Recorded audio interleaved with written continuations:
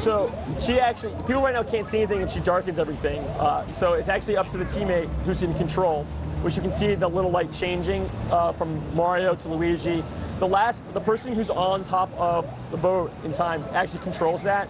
But if someone jumps off onto another piece of ground, the next person in line who's on the boat takes control. So you kind of work together at the same time, but you can also try to be devious and hide the light from your teammates. I don't know if she was doing that intentionally, but I think there was some of that going on over there. Almost goes without saying, but I'd be a fool not to ask. Niels Olav Korsmo out of Norway wants to know, who's the villain in the game? Are we seeing our good friend? The Koopa Kids are actually back. We haven't revealed anything with the main villain yet, but the Koopa Kids are back in some of the demo boards. You actually can, right now it's on the show floor, people have been fighting against some of the Koopa Kids, which has been great. I mean, yep. I'm sorry, go ahead. No, go ahead. I was just mentioning too that it's the usual event. It's a nice classic adventure of Mario trying to save his beloved Princess Peach. So that's the idea behind it. I think I know the answer to this one because everybody's using Wii motion controls down there. But Aaron out of Tempe wants to know, can you use the GameCube or Classic controller with this? No, it is because you need the shake and you need the Wii motion controls, the tilting aspect that wouldn't exist with the Classic controls. So you definitely have to use the Wii motion controls, the Wii remotes. Any weird stuff? Daniel Davis has been asking this question a few times out of Pinkering. He wants to know any special features in the game that work alongside the Nintendo DS. None at the time that we got right now, sorry. All good questions, though. They do have a lot of good questions.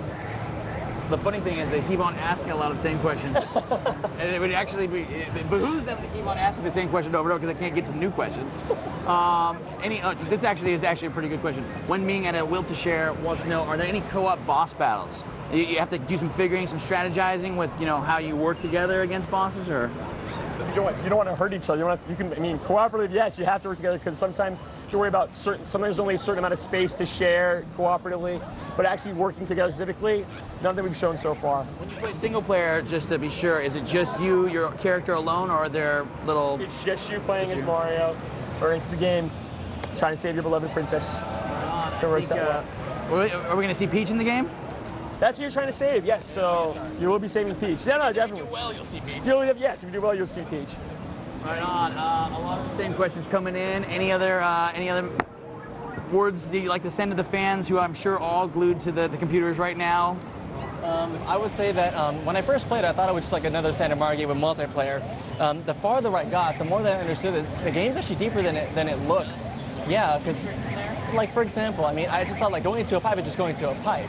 But if I know I can go to that pipe before, and if I can run back fast enough, if I came out last, I can get in first so I can have access to the next level, or the next area, at least when I come out first and I have first access. So there's a lot of strategy involved when you start really playing the details. So it's really interesting. I mean, like one of the boards, the Dun of the Desert boards, there's actually geysers of sand flying up in the air, but you actually can float inside of it and get shoved out, so it actually trades a little bit more dynamic. There is that whole aspect of running fast sometimes and just having to shift to just run and gun through a board to like make as many jumps as possible without stopping too much. So it does have that challenge level for the more advanced gamers as well.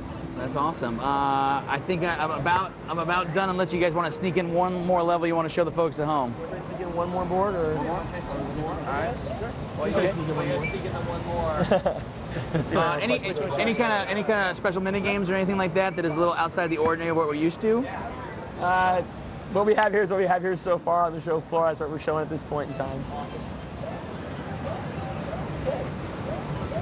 And then I guess the last question, this is a pretty decent question. Dylan M. Menard, Ontario, Canada. How different is the gameplay when you're playing just by yourself versus playing with 3 other people on the couch? Is it just 10 times fun? I mean, if you've been watching these guys play so far, it's crazy fun when you're playing with a bunch of friends.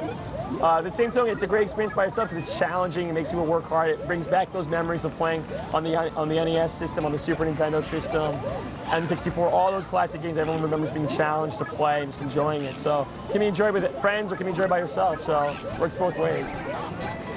You guys sneak out of here. When's it coming out? This is Holiday 2009. So we haven't given an official release date yet. Hopefully come up with something soon for you guys. And can show more of the game in the future as well.